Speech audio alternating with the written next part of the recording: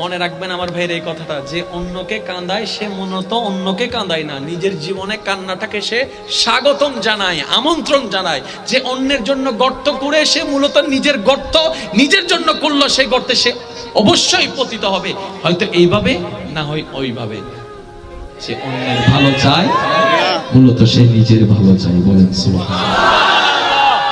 এবার শুনেন, এবার বান্দা ইতের অবস্থা দিয়ে ইতের বন্ধুজ্ঞ হদ দেয়, অমলা বুঝছি আই তুই যারা হুন উপায় নাই, তাই তো গরি ফেলাইব থাম উল্টো আইও কি ভাই ইমদান ইল্লে আল্লাহ হদ ওয়া মনোযোগ দুন সূরা নূর আয়াত আল্লাহ হদ দে তোরা মান নমান আর আয়াত ফলদাই তো পবিত্রল্লাই পবিত্র, অপবিত্রল্লাই অপবিত্র, বাটফারল্লাই বাটফার, সতল্লাই সৎ। ওয়া যুবক আবিয়াতা কল উনো কেন উনো কারণ তুই মানো না মানো আইনি বেফাল্লাই তো জোর হনা বাজি নিজের বালা যদি চল আইনিবে তাই নইলে দ্বিতীয় কোনো অপশন নাই।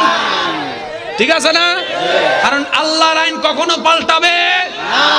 এবার শুনেন বন্ধু হদ্দ আল্লাহ কেন করতাম আল্লাহ দুম জিয়ান গরি ফেলে সুয়ান আল্লাহ তওবা কর।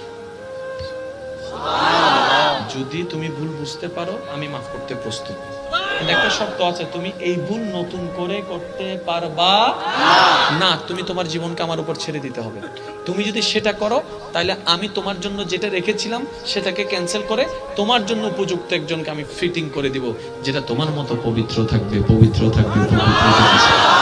এবার অঙ্ক বুঝেন নাই তো, কোরআনের আয়াত বুঝেছেন কিন্তু অঙ্কটা বুঝতে পারেন নাই। এবার টোটাল বিষয়টা, এই এলাকার নাম কি? রাস্তা আছে না?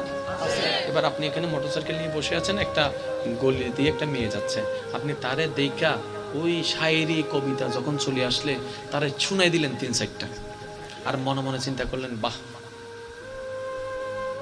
এখন যে যাচ্ছে মনোযোগ, যে যাচ্ছে 2022 সালে আজকের তারিখে যে রাস্তা দিয়ে যাচ্ছে, ওর বিয়ে হবে যে বহদ্দারাটে 2025 সালে, তাহলে 25 সালের বহদ্দারা টোয়ালার বউ আপনার এলাকায় রাস্তা দিয়ে যাচ্ছে, আপনি গান শুনে দিয়েছেন, আপনার বউটাও তো কোনো না কোনো রাস্তা দিয়ে যাচ্ছে।